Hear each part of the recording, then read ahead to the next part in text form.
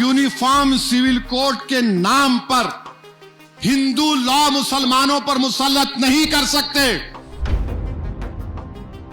निकाह रिचुअल नहीं है, पार्ट ऑफ रिलीजन है हमारे। जेंडर जस्टिस करने वाले जकिया जाफरी से मुलाकात नहीं करते। अब आप यूसीसी की बात करते हैं, हिंदू अनडिवाइडेड फैमिली के टैक्स रिबेट हमको दो। ये यूनिफॉर्म सिविल कोड का शोशा शुरू हो गया। यूनिफॉर्म सिविल कोड की बात करने वालों, ये याद रखो, इस्लाम में शादी निकाह एक कॉन्ट्रैक्ट है, जन्म जन्म का साथ नहीं है। कॉन्ट्रैक्ट है, जन्म जन्म का साथ नहीं है। ने औरतों को हक मिलना, अच्छा क्या मिलना? महर कौन देते? हम देते। महर देना पड़ता। बीवी कमाई तो उसमें शौहर का कोई हक नहीं है। बीवी कमाई तो शौहर का हक नहीं है। और बीवी कमा रही भी तो तुम ईद के कपड़े खरीदना। बीवी घर में है, सुप्रीम कोर्ट का जजमेंट है, हिंदू धर्म में अगर कोई अपने सास ससुरे की खिदमत नहीं करी, उनके साथ नहीं रहती, वो क्रूरल्टी है। क्रूरल्टी है वो।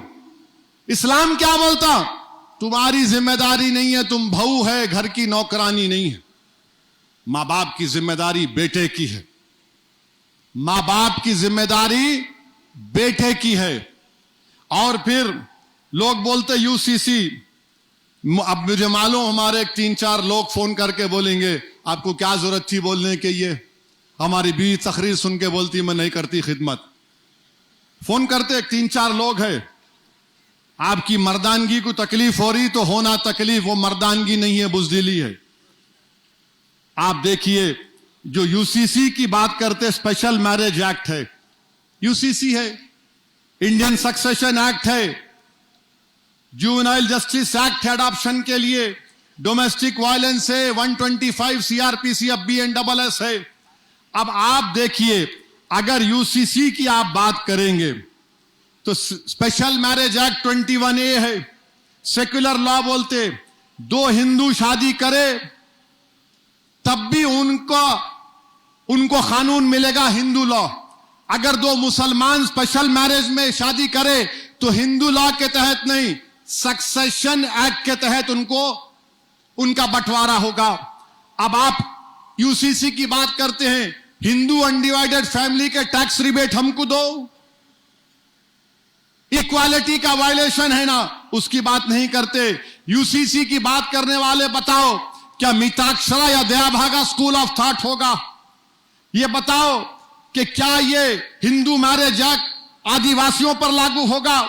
और फिर जो बोलते नहीं रिचुअल, हमारे पास निकाह जो है वो हमारे दीन का हिस्सा है, वो कल्चर नहीं है, दीन का हिस्सा है। आप समझो उस बात को। निकाह रिचुअल नहीं है, पार्ट ऑफ रिलीजन है हमारे।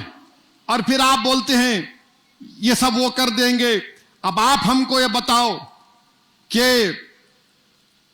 अगर मैंने कह दिया ससुराल में जाके खिदमत नहीं करे तो क्रूरल्टी है।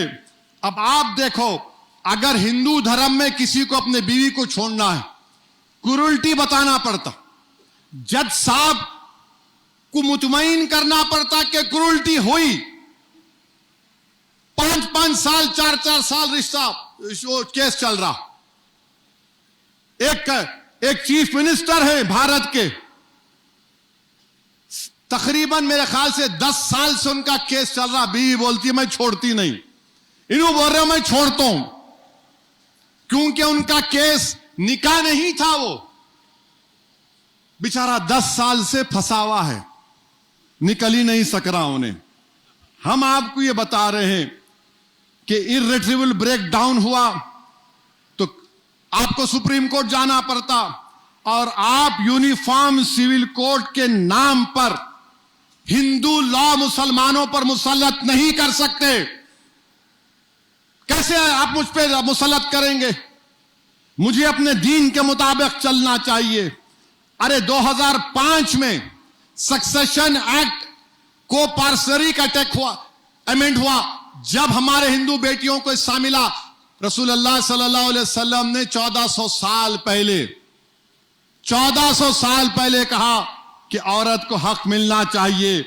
अच्छा, आप ये बता दो कि इस्लाम में 12 अगर हियर्स रहे, मैंने जानशीन रहे, तो 9 खवातीन हैं और 12 में 9 खवातीन को हिस्सा मिलता। अगर एक खातून के 5 मर्द रिश्तेदार है, उसमें से उसको हिस्सा मिलता, और मर्द को अपने 3 खवातीन रिश्तेदारों से हिस्सा मिलता। अरे जेंडर जस्टिस की बात करने वालों, तालीम दो ना, नौकरी दो, ताकत दो। नहीं, हम जेंडर जस्टिस करेंगे। जेंडर जस्टिस करने वाले ज़किया जाफरी से मुलाकात नहीं करते। जेंडर जस्टिस की बात करने वाले उन बच्चों से मुलाकात नहीं करते जिनको दिल्ली में जनगणन पढ़कर उनको पुलिस ने मार दिया।